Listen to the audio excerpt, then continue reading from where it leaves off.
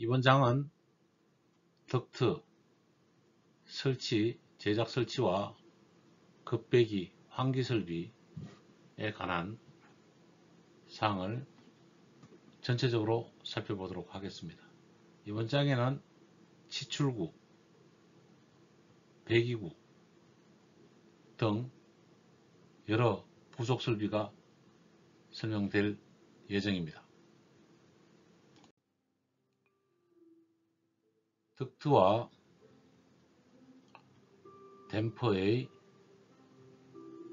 기출문제 키워드를 살펴보면 공기 저항이 크고 공장, 주방, 부분냉방, 국소냉방이라고 하는데 치출기는 벙커 루버형이다. 비행기, 자동차에서 보이는 자동차기보다는 버스에서 우리가 볼 수 있는 치출구입니다. 두 번째, 공조형 급기 덕트에서 추출된 공기가 일정 거리만큼 진행하였을 때 기류 중심선과 치출구 중심선의 거리를 강하거리라고 합니다. 치출구에서 쭉 빠져나가면서 냉기일 때 이렇게 떨어진다 그랬죠. 0.5 m/s까지는 최소 반경, 0.25까지는 최대 반경, 그 다음에 중심선과 떨어지는 요 거리, 요때 풍속은 0.1 m/s일 때 요 거리, 다운 거리를 강화거리라고 한다. 세 번째, 조명부하를 쉽게 처리할 수 있는 치출구는 조명 자체는 라이트 트로퍼, 바람이 나오는 구멍과 전등이 동시에 설치돼서 바람은 이렇게 나오고 이렇게 한 개로 바람이 들어갈 수 있게 만들어 놓으면 이 이름이 라이트 트로퍼입니다. 인테리어 쪽에서 많이 사용할 수 있겠죠.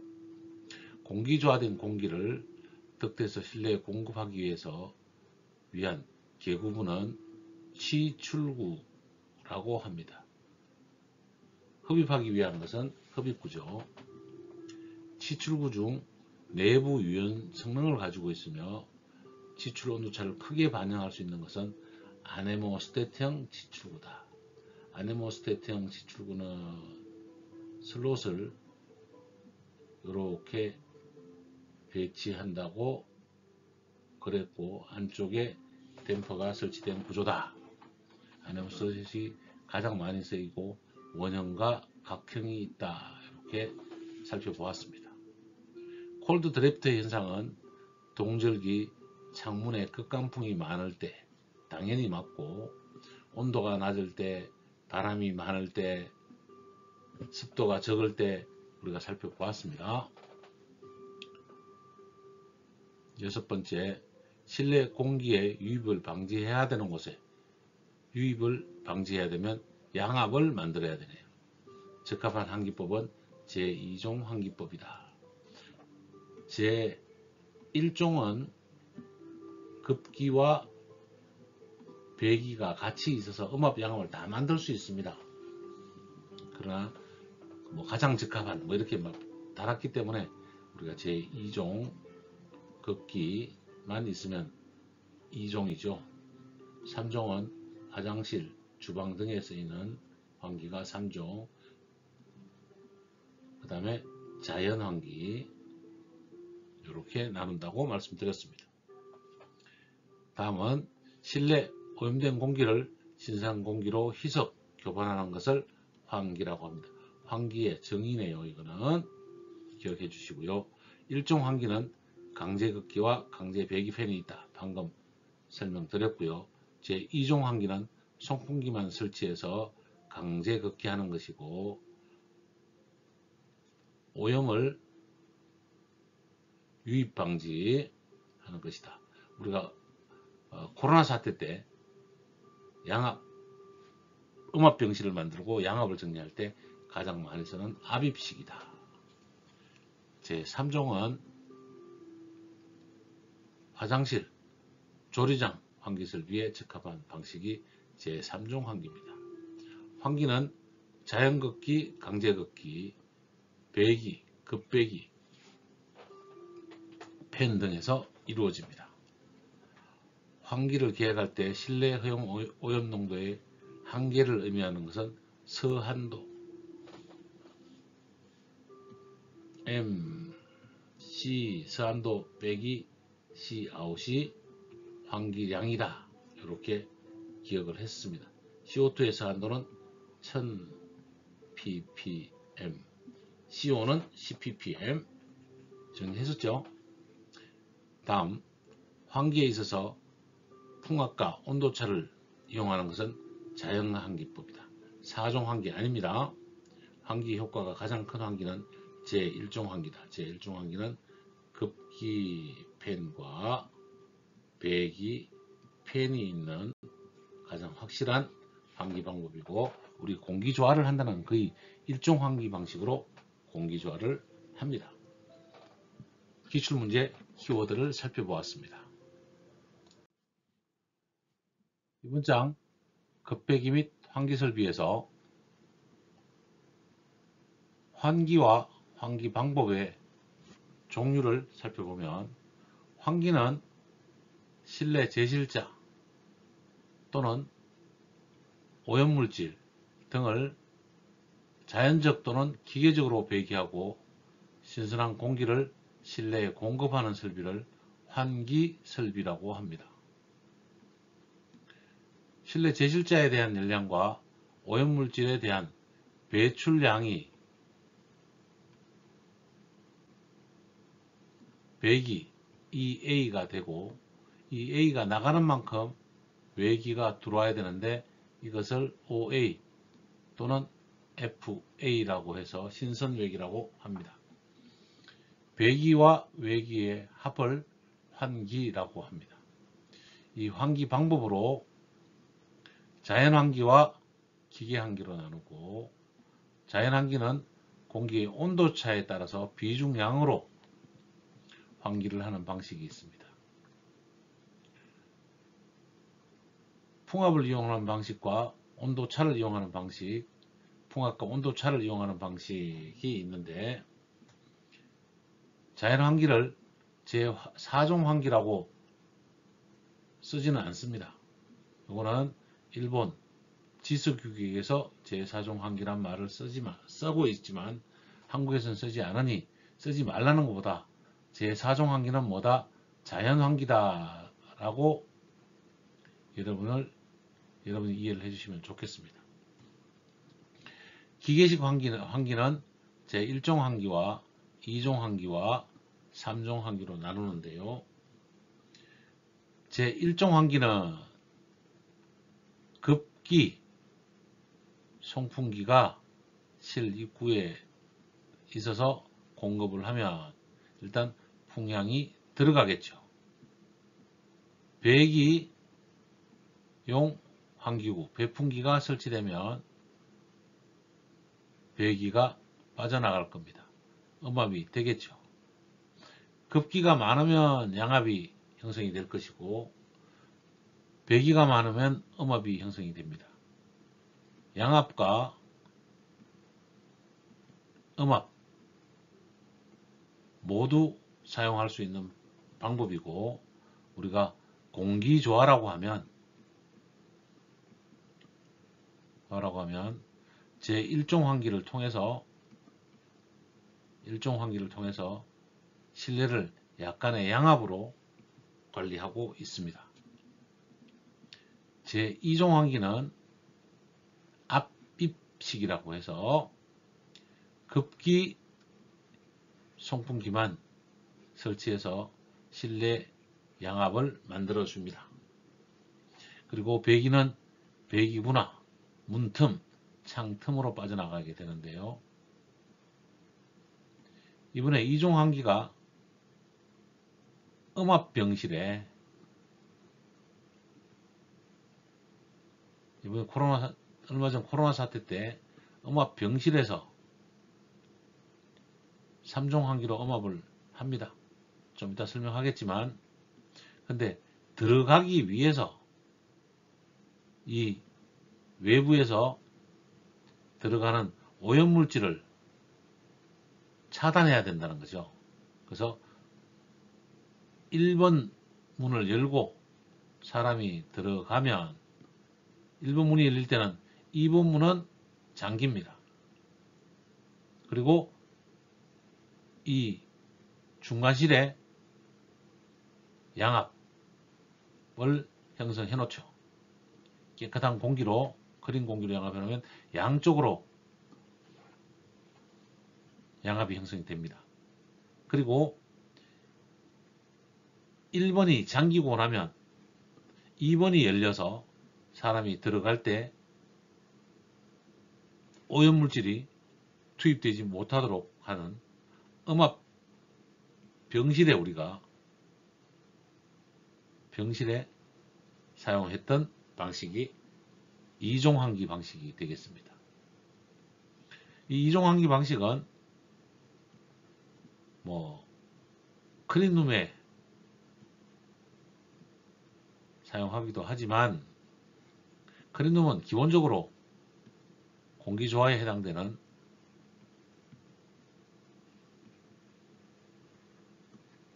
룸을 만들 때 ICR,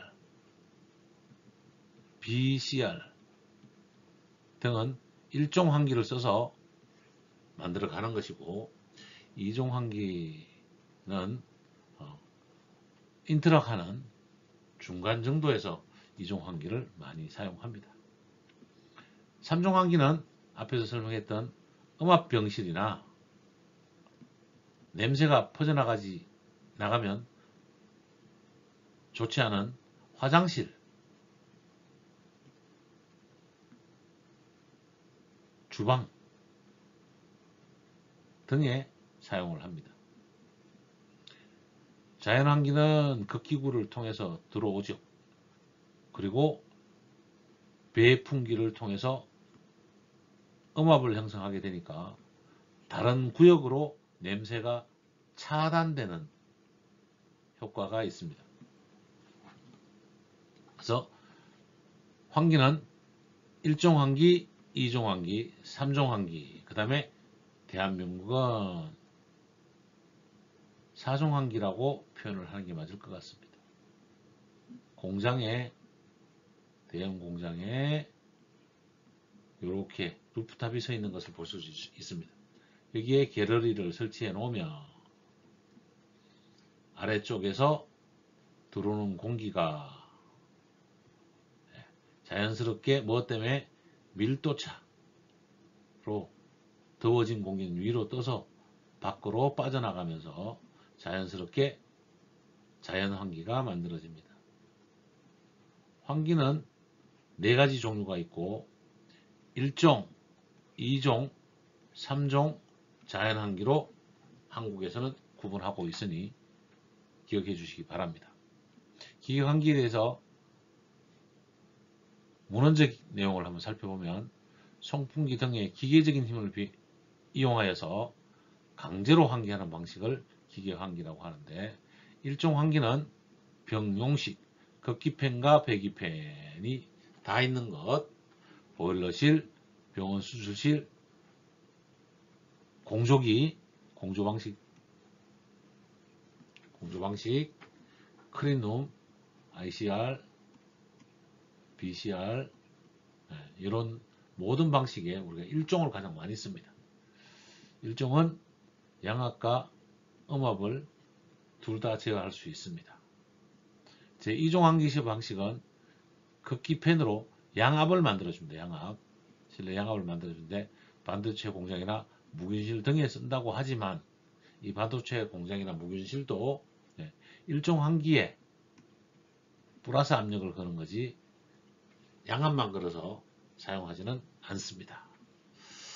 제3종 환기 흡출구식은 실내를 부압, 음압으로 만들어서 화장실, 주방, 차고, 공장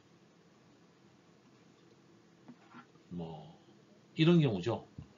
도금 공장에 있으면 무조건 음압을 만들어야 되니까 여기 도금 공장에서 나오는 유해 가스를 밖으로 배출할 때 3중 환기로 배출합니다. 이렇게 기억해 주시면 좋겠습니다. 환기에 대해서 종류별로 살펴보았습니다. 3번 송풍량과 환기량에 대해서 살펴보면 송풍량은 실내의 현열 부하로 송풍량을 산출합니다. 기기 취득 현열 부하는 현열 부하 안에 포함이 되어 있는 것입니다. 우리가 부하 계산을 하면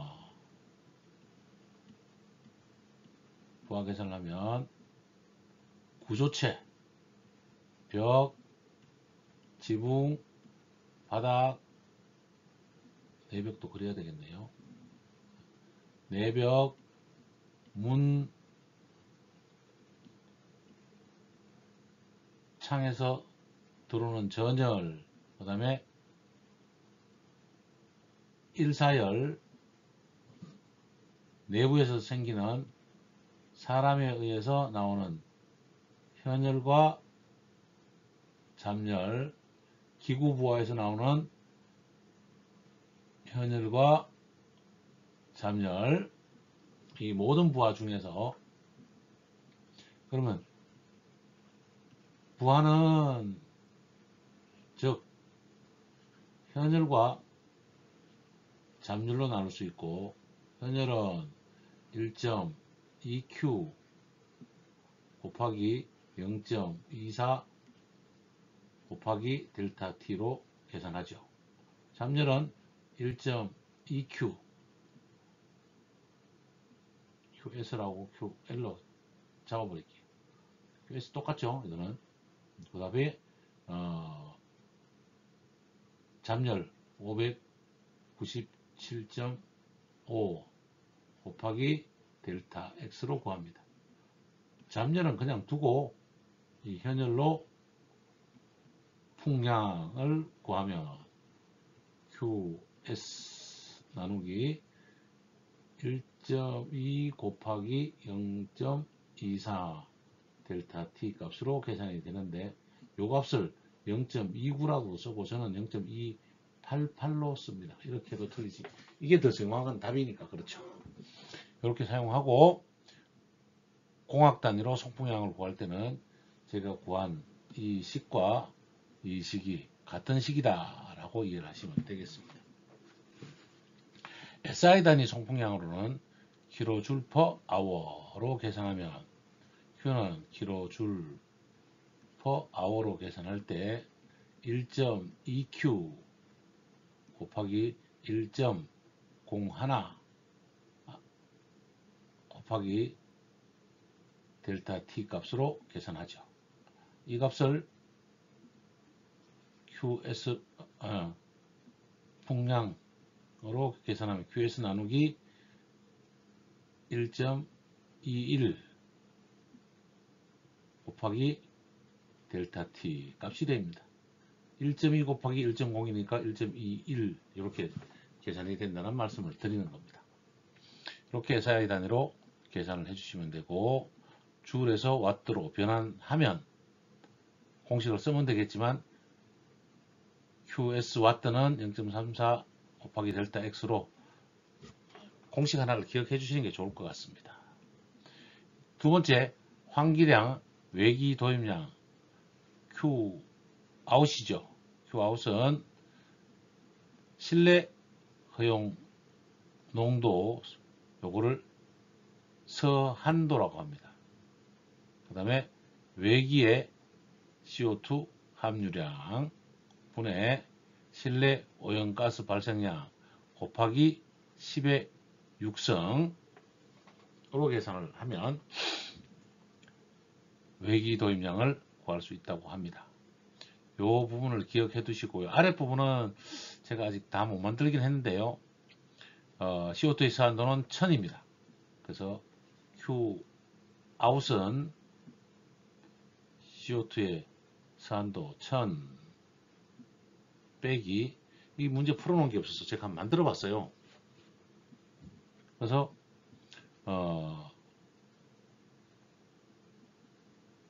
보통 1인당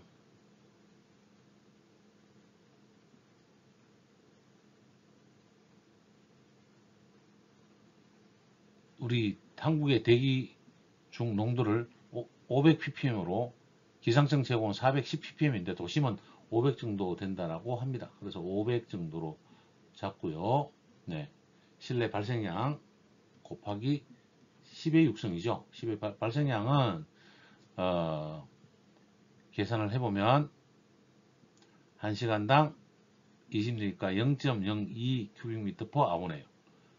0.02 큐빅미터 퍼 아워로 계산합니다. 이렇게 계산을 직접 한번 실무적으로 해보죠.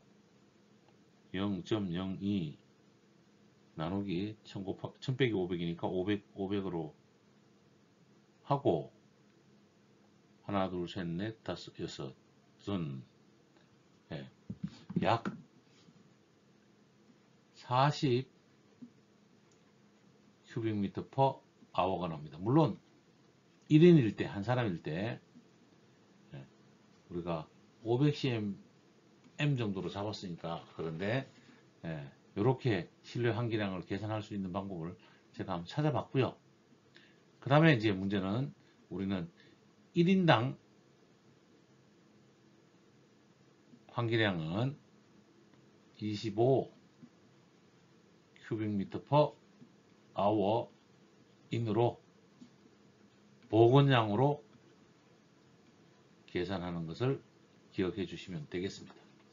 이렇게 구하는 식은 못 봤으니까 25 사람 수 곱하기 25cm으로 외기량을 잡아내면 극한품까지 다 커버할 수 있을 걸로 생각이 됩니다. 요 보이는 표는 제가 찾아봤습니다. 우리 공기순환도는 실내 공기의 질 1000ppm 알고 있고요. 대기 중에 일반 대기 중에는 380이고 도심은 500 정도 된다고 하고 기상청은 410 정도 된다고 합니다. 환기량은 한 명당 25 큐빅미터 퍼 cmh고 요로 계산하면 곱하기 10의 육성을 해줘야죠. 10의 육성까지 하면 약 40 큐빅미터 퍼 아워가 나오더라. 논문에 주어진 한국 주택의 평균 환기량이 평균 42.1 큐빅미터 퍼 아워로 추정한다라고 했는데 계산을 하니까 비슷하게 나오네요. 이렇게 좀 의외이고요. 거실의 평균 공기 교환 횟수는 시간당 0.71회 정도 한다고 합니다. 성인 남자 한 사람의 CO2 발생량은 20리터, 1시간당 20리터 정도를 발생한다고 합니다. 이렇게 기억을 해주시면 그냥 상식으로 살펴두시는 것도 좋을 것 같아서 제가 문제를 환기량 푸는 데서 임의적인 문제를 하나 풀어봤습니다. 도움이 되시면 합니다. 3장 덕트 부속품을 살펴보도록 하겠습니다. 덕트 부속품 중 치출구와 흡입구를 사진으로 먼저 보고 상세 분류와 설명을 하도록 하지요. 치출구는 디퓨저라고 표현을 하고 흡입구도 뭐 디퓨저라고 표현해도 틀린 말은 아닙니다.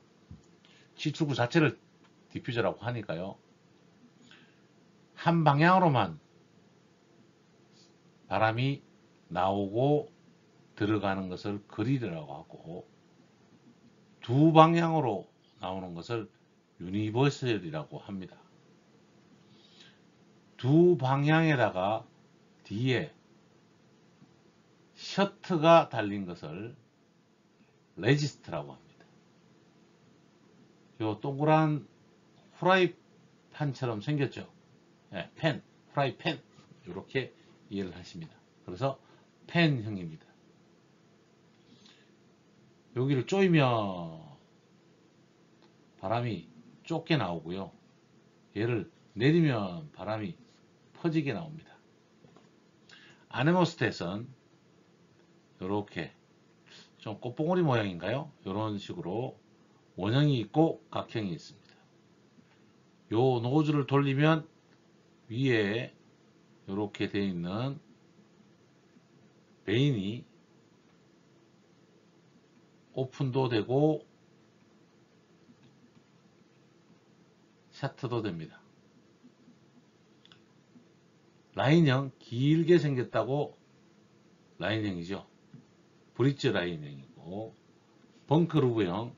벙커 루브형은 옛날에 버스에 나오는 급기, 요즘은 비행기에서도 나옵니다. 비행기에서 모두 다 잠그죠. 근데 요즘 비행기는 벙커 루브가 있지만 손을 못 대는 구조로 만들어 놨더라고요.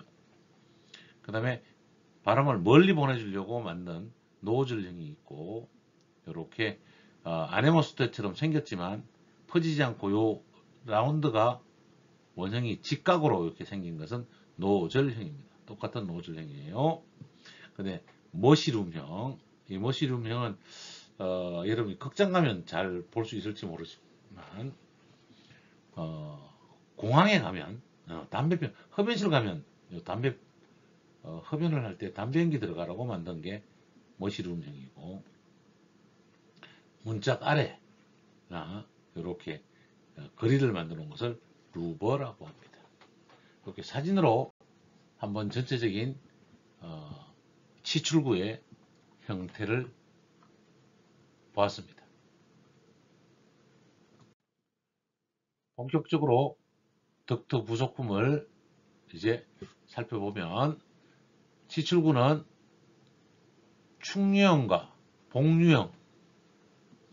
충유형은 기류 방향이 치출구에서 변하지 않고 쭉 축방향으로 한 방향으로 나가는 것을 충유형이라고 하고, 복유형은 나오는 방향은 이렇게 되는데 나오면서 펼쳐지는 방향, 방사형으로 토출하는 것을 복유형, 한쪽 방향으로만 가는 것을 충유형이라고 하고, 충유형의 종류로는 노즐형, 벙커루버, 베인격장형, 라인형, 다공판형 등이 충유형에 해당이 됩니다.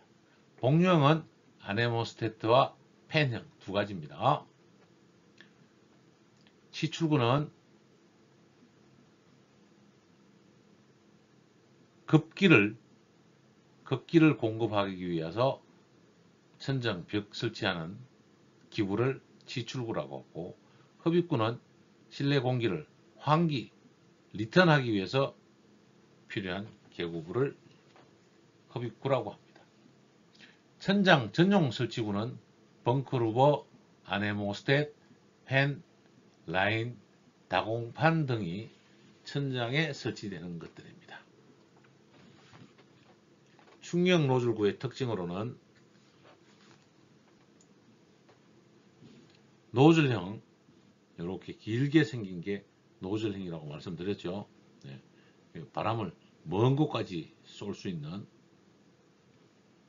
약간은 벌어집니다만은 이 노즐형은 구조가 간단하고 도달 거리가 깁니다. 소음 발생이 적습니다.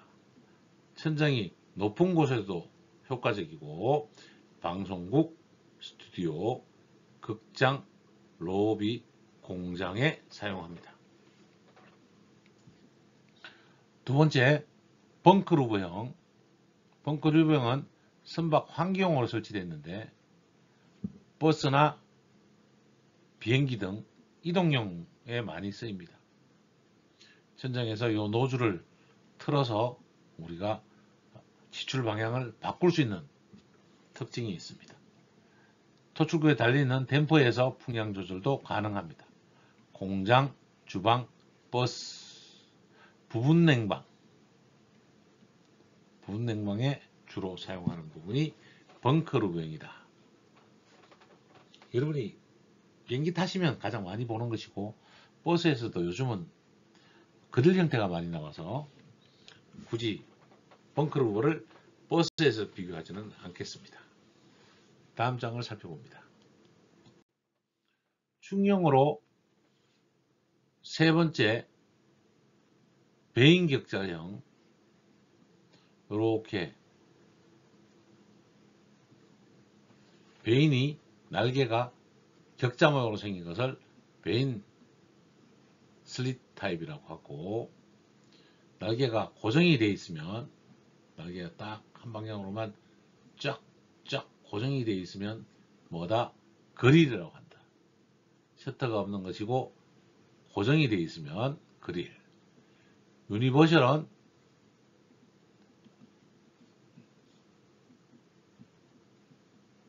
세로 날개도 있고 가로 날개도 있는데, 이 날개를 조절하면 이렇게 밑으로도 보이고 위로도 보낼 수 있고 좌측으로도 우측으로도 보낼 수 있는 것을 유니버셜형이라고 합니다. 레지스트는 유니버셜에다가 뭘 세트했다고요? 셔터를 설치하면 뒤에 쉽게 말하면 댐퍼를 설치해서 풍량의 온오프를 만들 수 있으면 레지스트형이라고 합니다.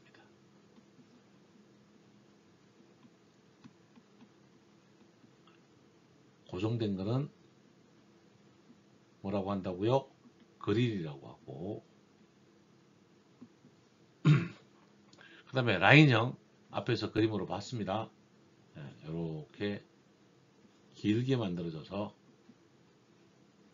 옆에서 바람 넣으면 밑으로 쭉 바람이 길게 내려오는 타입, 바람이 이렇게 길게 내려오는 타입이 라인형입니다. 라인의 개념을 통해서 실내 인테리어와 조화시키기 위해서 외주부, 바깥 부분의 천장에 설치해서 에어 커튼 역할을 하고 외부의 냉난방을 처리하는데, 라인형, T라인, 캄라인, 슬롯형이 있습니다. 라인형은 라인형, T라인, 캄라인, 슬롯형이 있습니다. 다섯 번째, 다공판형. 다공판형은 칠판에 다수의 구멍을 뚫어 치출한 것이다. CF를 여러분이 보실 수 있겠습니다만, 삼성 무풍 에어컨 앞에 판에 뭐 뚫어놨죠? 구멍만 뚫어져 있고 바람이 나온다? 안 나온다? 가장 적을 때도 0.25 m/s로 바람이 나옵니다. 이 상태를 우리가 무풍이라고 정해놨기 때문에 바람이 조금은 나와야 열교환이 되죠. 그래서 무풍인데 이렇게 구멍을 뚫어놓은 것을 다공판형이라고 합니다. 확산 성능은 우수하나 소음이 큽니다. 도달거리가 작고 드래프트가 방지됩니다. 공간이 높거나 덕트 공간이 없을 때 적합합니다. 항온항습, 클린룸 등에서 사용하는데, 삼성 에어컨의 가장 약점은 무풍일 때 여기 실온도가 너무 낮으면 뭐가 맺히죠? 결로가 맺힐 수 있습니다. 지금까지 충유형 지출구를 살펴봤고요. 이번에는 복유형 지출구를 살펴보겠습니다. 아네모스테트형은 여러 개의 콘을 덕트의 개구단에 설치한 겁니다. 실내 공기를 유인해서 실내기를 충분히 확산시키는 우수한 성능의 지출구로서 확산 방향이 크고 도달거리는 짧습니다. 그래서 천장 지출구로 가장 많이 사용합니다. 아네모스테트형 각형과 원형이 있다고 설명을 드렸습니다. 안에 있는 노즐로 바람을 온오프 시킬 수 있다고 했습니다. 팬형은 개구단 덕 천장이 있으면 여기다 뭘 매달았다 그랬죠? 팬을 달아놨다 그랬죠? 이 팬이 내려오면 바람이 길게 가고 팬이 올라가면 바람이 죄송합니다. 팬이 올라가면 바람이 펴지고 팬이 내려오면 바람이 맞아서 이렇게 확산된다고 합니다. 팬형입니다. 팬, 프라이팬 생각하시면 되겠습니다. 원형 또는 원추형의 팬, 프라이팬을 달아서 토출기를 부딪히게 해서 수평 방사형으로 공기를 지출하는 것이 팬형이 되겠습니다. 사진을 참고해 주시기 바랍니다. 지출구를 종류별로 한번 살펴봤는데요. 인테리어에 잘 맞고 외주부에 정리하는 라인형, 도달거리가 길고 에어컨으로 사용할 수도 있는 라인형, 아네모스탯은 확산 반경이 좋다 그랬습니다. 유인비가 좋고요. 그래서 아네모스탯형, 팬형은 내려오면서 부딪혀서 확산하는 건데, 올리면 프라이팬을 올리면 올릴수록 위로 올라가면 좁아져서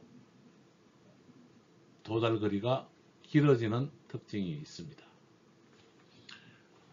스머징 현상이란 것은 토출할 때는 문제가 없는데 흡입할 때 뭐도 같이 간다? 먼지도 같이 흡입하게 됩니다. 먼지가 흡입하다 보면 이쪽이 천장이 걸림 현상이 생깁니다. 이 걸림 현상이 생기는 현상을 막아주기 위해서 단면을 그려보면 토출구가 이렇게 볼록하게 이렇게 보이게 된다는 거죠. 요게 이름이 뭐냐면 안티 스머징 링이라고 합니다. 안티 스머징 링. 그냥 이쁘라고 만들어 놓은 게 아니고 요것들이 안티 스머징 링이다.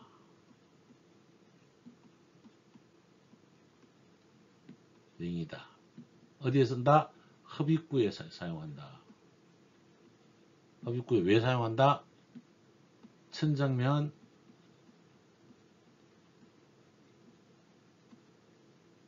걸림, 저는 이렇게 금기 더러워진다 걸림 방지를 위해서 이렇게 사용한다라고 설명을 드리겠습니다.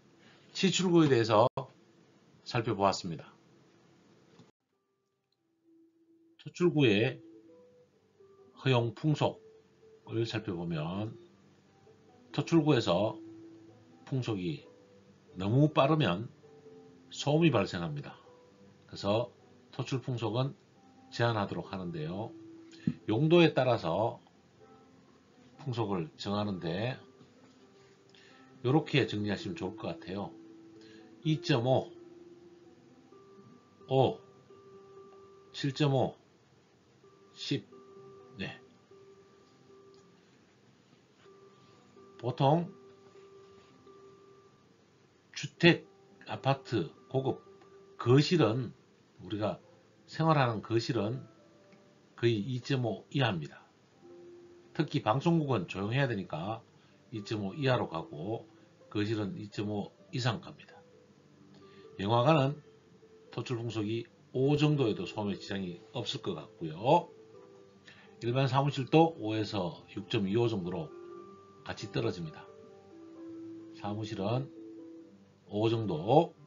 그 다음에 백화점 경우에는 1층인 경우는 10, 2층은 7.5. 여기는 층고가 높죠. 층고가 높기 때문에 10 정도. 백화점 2층부터는 7.5 정도. 일반 사무실, 영화관은 5 정도. 일반 개인주택과 방송국은 2.5 정도.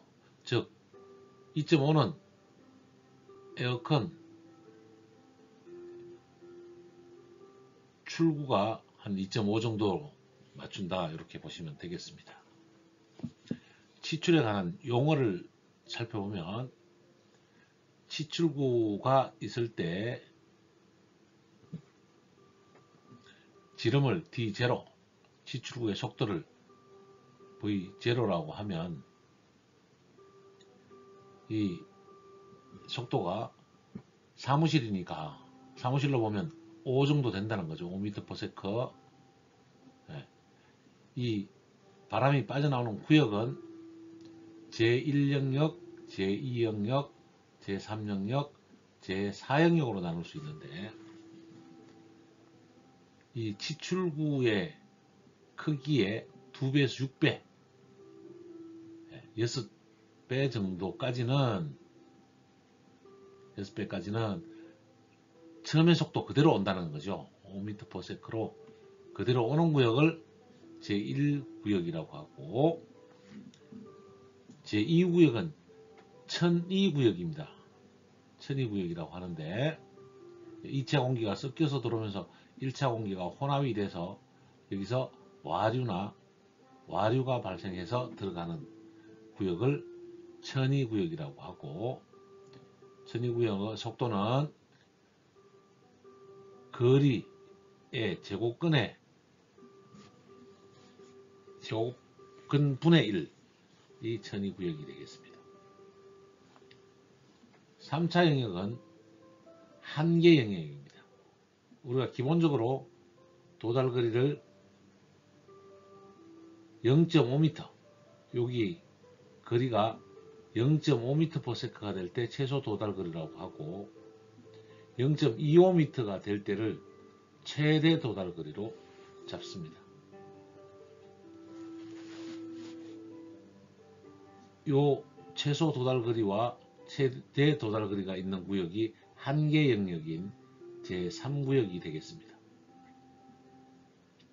속도는 마찬가지로 거리의 제곱근분의 1이 되고 한계 구역의 거리는 0.25m/s까지 3차 구역이 되는 한계 영역이 됩니다. 즉 여기 끝까지 오면 요 거리가 0.25m라는 거죠. 네, 이렇게 정리가 되겠습니다. 그 다음에 거실의 가장 낮은 0.1m/s가 되는 구역의 반경을 확산 반경이라고 합니다. 우리가 0.5 이하로는 무풍구역이라고 무풍지역이 되죠. 무풍지역이 되고 여기 공기를 확산영역이라고 하는데 확산영역은 이제 2차 공기에 되는 부분도 빠져나가고 1차 공기도 같이 확산되는 이 구역이 제4영역 구역이 되겠습니다. 2차 공기 확산 구역은 0.25보다 낮은 구역에서 얼마 0.1m/s까지가 제4영역 구역이 되겠습니다. 더워진 공기는 위로 이렇게 뜨겠죠. 그래서 치출구에서부터 가장 높은 이 최소 도달거리에 해당되는 0.5m/s까지의 높이를 상승거리라고 하고 여름에 찬 공기는 아래쪽으로 이렇게 내려오게 될 겁니다. 이때 최소 도달거리까지의 중앙과 도달거리의 확산 반경을 강하거리라고 이름을 붙입니다. 용어로 다시 설명드리면 1차 공기는 치출구에서 나온 공기를 1차 공기, 2차 공기는 치출 공기에서 유인되는 공기를 2차 공기, 최소 도달거리는 0.5m/s까지 되는 거리를 최소 도달거리, 그 다음에 최대 도달거리는 0.25m/s까지를 최대 도달거리, 0.1m/s에서 되는 반경을 확산 반경이라고 합니다. 강하거리는 수평으로 치출된 공기가 냉풍이라면 이렇게 떨어지겠죠. 이때 최소 도달 거리에 되는 풍속 0.5m/s일 때 중앙에서 떨어진 거리를 강하 거리라고 하고, 온풍이면 상승 거리라고 합니다. 드래프트는 참고사항에서 드래프트는 실내 기류와 온도에 따라서 사람이 어떤 부분에 과도하게 차가움이나 뜨거움을 느끼게 되는 것을 드래프트라고 합니다. 특히 겨울철 창문 쪽에 앉아 있거나 일을 하게 되면 냉기가 토출 기류에 밀려 내려와서 바닥을 따라서 흘러 들어오는, 그러면 어디에 묻죠? 발목, 바닥 아래 부분에 우리가 냉기를 느끼게 됩니다. 이걸 콜드 드래프트라고 하고, 콜드 드래프트가 문제가 됩니다. 겨울철에는 이 난방을 하고 있지만 창문에서, 우리가 실에서 사무실에서 근무를 하고 있다면 차가워진 냉기가 실내를 타고 발목 아래로 내려와서 이 부분에 냉기를 느낀다면 이 부분을 콜드 드래프트라고 한다. 이렇게 개념을 잡으시면 되고, 콜드 드래프트의 발생 원인에 대해서 살펴보도록 하겠습니다.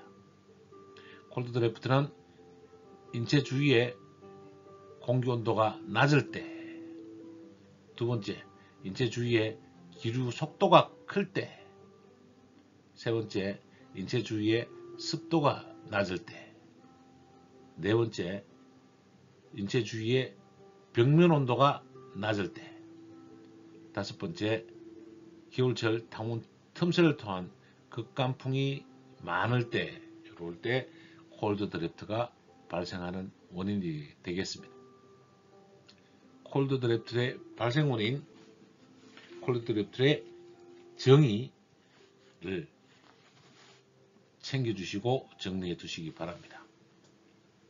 콜드 드래프트는 겨울철 창문 등 외벽면을 타고 냉기가 바다로 흘러서 인체에 차가움을 느끼게 되는 현상을 콜드 드래프트를 한다라고 정리해버리면 굉장히 편하겠습니다. 콜드 드래프트의 발생 원인은 공기 온도가 너무 낮았을 때 생기는 거고, 기류 속도가 클 때 생기고, 습도가 낮을 때 생기고, 벽면 온도가 낮을 때 생기고, 극간풍이 많을 때 발생합니다. 콜드 드래프트 부분이 중요한 거고, 치출 도달거리에 대한 치출 용어를 기억하시는데, 제1구역, 제2구역, 제2영역, 제3영역, 제4영역으로 나누고, 제1영역은 속도가 같을 때, 최초 속도가 같을 때, 제2구역은 와류가 발생하는 천이구역이 되는 것이고, 제3구역은 최대 도달 거리까지를, 와류가 지나서 최대 도달 거리까지 0.25m/s까지를 제3구역, 그 이후의 구역을 제4구역이라 하는데, 이때는 0.1m/s까지 떨어지는 거리를 제4구역이라고 한다. 최소 도달 거리는 풍속이 0.5m/s까지를 최소 도달 거리, 최대 도달 거리는 0.25m/s까지를 최대 도달 거리, 확산 방향은 0.1m/s까지의 방향을 확산 방향이라고 하고, 이 확산 방향에 걸칠 수 있게, 전체적으로 걸칠 수 있게, 예를 들면 천장에서 우리가 치출구를 이렇게 설치한다면 이 확산 방향이 물론 최대 도달 거리에는 이렇게 미치겠지만 제대로 도달거리는 서로 겹치지 않지만 확산 반경이 딱 걸쳐져서 이 확산 반경에 미치지 않은 부분이 있어서는 안 된다는 말씀을 드리고, 이 거리를 가지고 지출구 계산을 배치나 계산을 하게 됩니다. 지출구 토출 풍속과 지출에 관한 용어를 살펴보았습니다. 6번 흡입구의 종류와 특징에 대해서 살펴봅니다. 흡입구는 기본적으로 쓰이는 우리가 아네모스트에서 토출구와 흡입구에 기본적으로 다 써놓은 것이고요. 아네모스텟은 토출과 흡입 모두 사용됩니다. 그리고 도화 그릴, 문 하부에 부착되는 고정식 베인의 도화 그릴, 루버, 큰 날개가 경사되게 되어 있어서 외부에 눈이나 침을 방지하고 안이 들여다보지 않고 벌레 곤충을 방지하는 철망이 붙여져 있는 루버. 길가에 보면 건물이 있다면 건물 위쪽에 이런 갤러리, 안쪽에는 방충망이 부착되어 있는, 얘를 루버라고 합니다. 머시룸은 극장 등의 바닥 자석에 설치해서 오염 공기 및 먼지를 흡입하도록 하는 것으로 필터나 코일을 오염시키므로 사용시는 먼지를 침전할 수 있는 구조로 만드는 것이 머시룸입니다. 흡연실에 가면 이러한 머시룸을 많이 볼 수 있죠.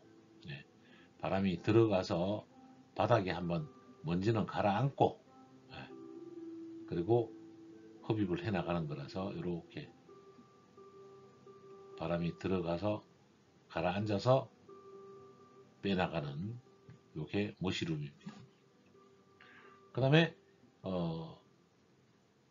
또 설치할 수 있는 게 다공판, 전산실 등에는 다공판으로 하부, 상부에서 기류를 가지고 오면 하부에서 기류를 빼갈 수 있는 다공판도 흡입구로도 사용이 가능합니다. 7번 흡입구의 허용풍속으로 보면 거주구에게 가까이 설치되게 되는데, 흡입구에서 소음과 드래프트를 느끼게 되므로 흡입풍속이 너무 커서는 되지 않습니다. 최대 4인데 이렇게 보시면 돼요. 여기서 흡입구가 있어서 토출구 아까 도달 거리까지 확산 반경까지 0.1m/s가 확산 반경, 0.5m/s가 최소 도달 거리, 0.25가 최대 도달 거리, 이렇게 했으면 이제 바람이 빨려 들어가는 속도를 보는 거죠. 이 속도는 최대 4m/s입니다. 이렇게 보시면 돼요. 더 빨리 빨 수도 있겠지만 이상이 되면 공장은 흡입구를 4 이상 뽑아도 좋습니다. 거주역이 천장에 있을 때는 4m/s 이상으로 뽑아도 우리가 아래에서 거주를 하기 때문에 상관없이 생활하는데 문제가 없습니다. 자석이나 가까울 때는 통상 3 정도로 뽑아내면 됩니다. 사람이 있을 때는 가까이, 거리가 가까우면 흡입 풍속을 3m/s로 뽑으면 되고, 주택은 2m/s라고 뽑습니다. 그러면 우리가 에어컨인 경우에 토출 풍속이 나올 때는 이렇게 나오죠.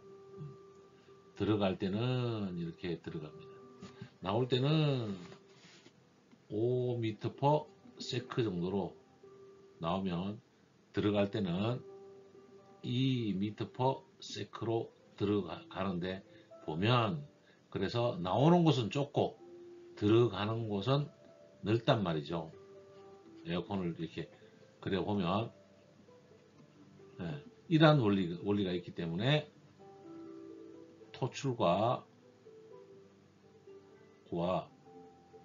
흡입구의 풍속을 살펴볼 수 있겠습니다. 생활 거주구역이니까 기억해 두시면 도움이 되시겠습니다. 덕트의 기구 중 댐퍼에 대해서 그림으로 먼저 용어를 설명하고 넘어가겠습니다. 날개가 한 개로 생긴 것은 단익 댐퍼입니다. 날개 한 개로 생긴 거. 사각형 댐퍼에도 날개를 한 개로 만들어서 손잡이로 설치할 수는 있습니다. 그러나 이렇게 만든 사각형 댐퍼는 잘 없고 단익 댐퍼는 원형 덕트의 버터플라이 형식으로 가장 많이 쓰이는 것입니다. 다익 댐퍼는 단면을 보면 날개를 이렇게 설치를 한다는 거죠. 얘를 전체적으로 서로 엮어서 요 부분이 당겨지면 같이 열리게 이렇게 만들어서 손잡이를 열면 지금 모양으로 열리고 손잡이 레버를 내리면 닫히는 구조로 되어 있는 것이 다익 댐퍼입니다. 풍량 조절 댐퍼는 이 부분을 같이 여는데 이렇게 되어 있다고 보시면 돼요. 한쪽이 이렇게 열릴 때 한쪽은 이렇게 열리는 거죠. 이렇게 열리는 풍량 조절 댐퍼가 있고요. 그 다음에 BDD라고 하는 백드래프트 댐퍼가 있습니다.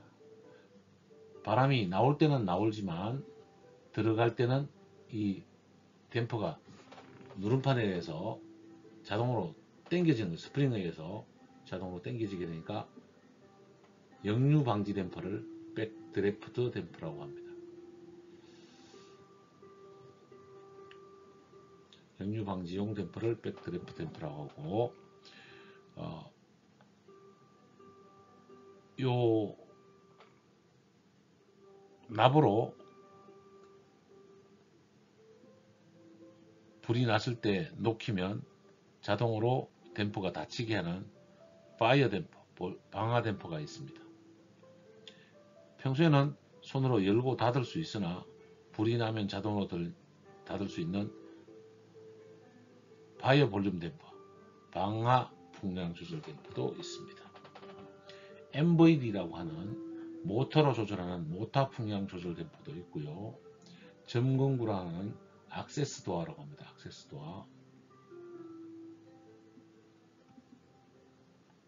도어라고 하는 점검구도 있습니다.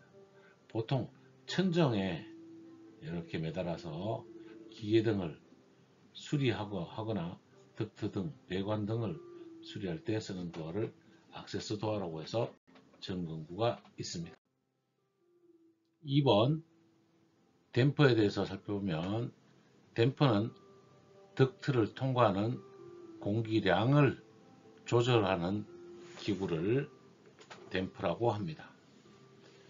댐퍼의 가장 대표적인 것은 풍량 조절 댐퍼, 볼륨 댐퍼라고 하고 VD라고 씁니다.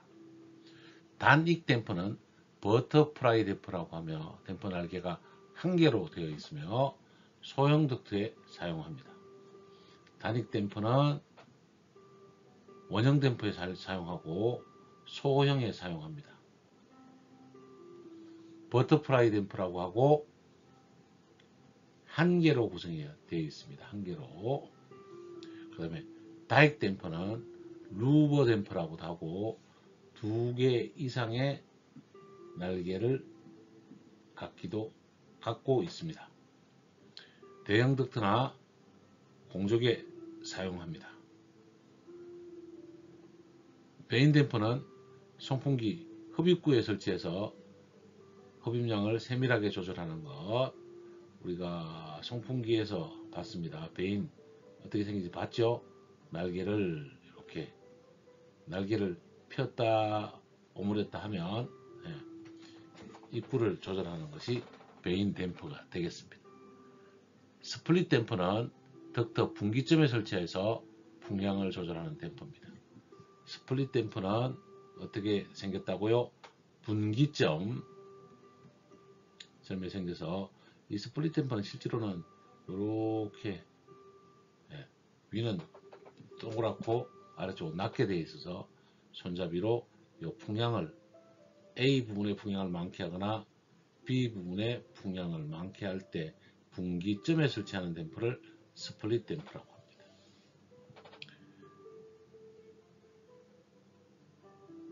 다익 댐퍼 중에 두 가지가 있습니다.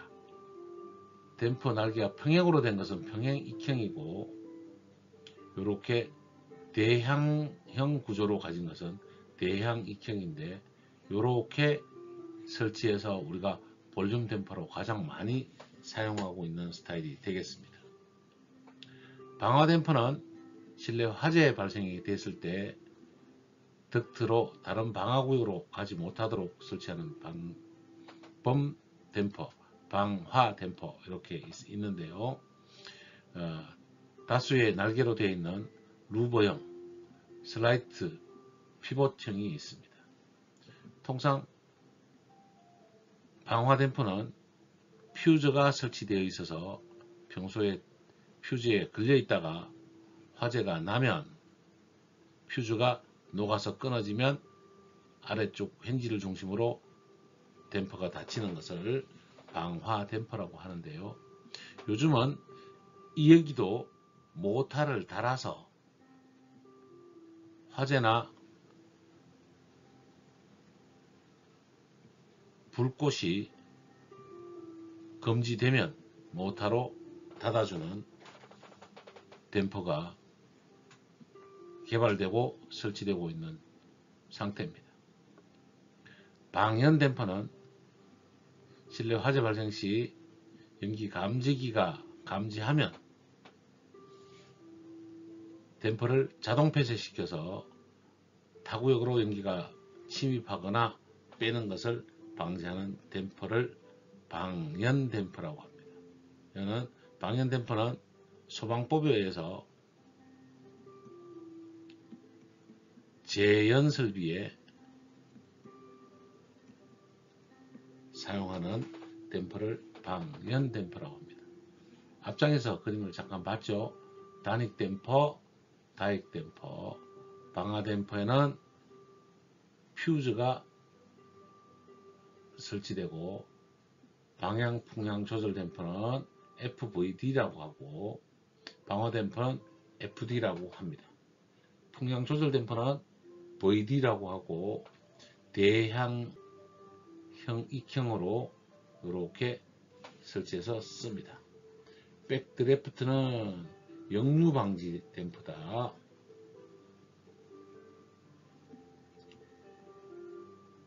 역류 방지 댐퍼다.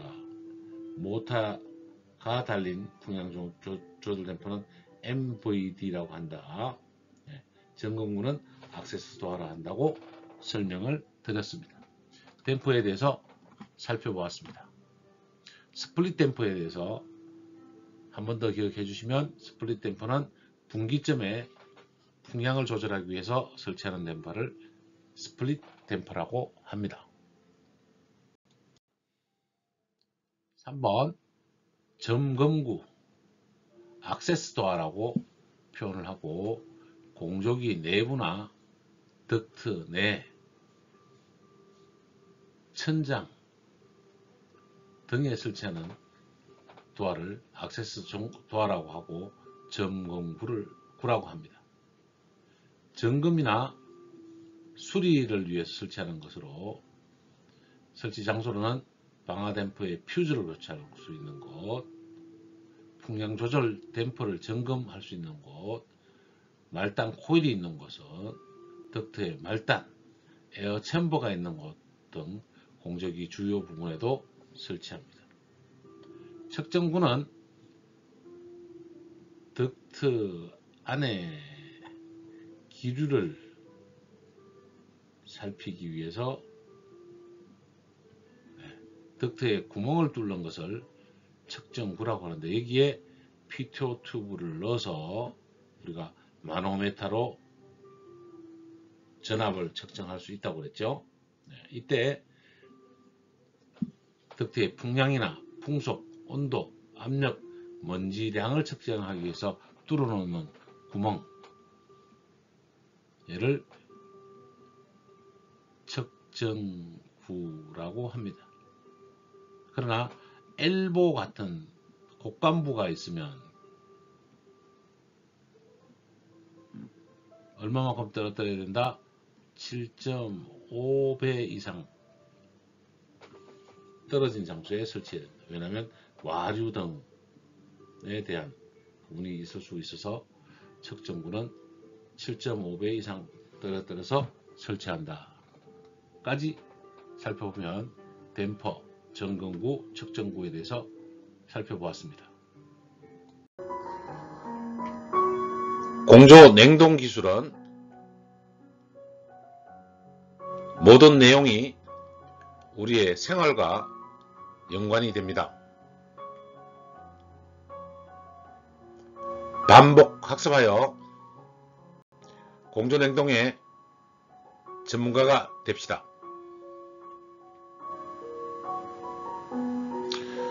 자격증을 취득하면 긴 인생에서 동반자가 될 수 있습니다. 기능사, 기사, 기술사까지 하셔서 여러분 인생에 도움이 되시기를 바랍니다. 경청해 주셔서 감사합니다.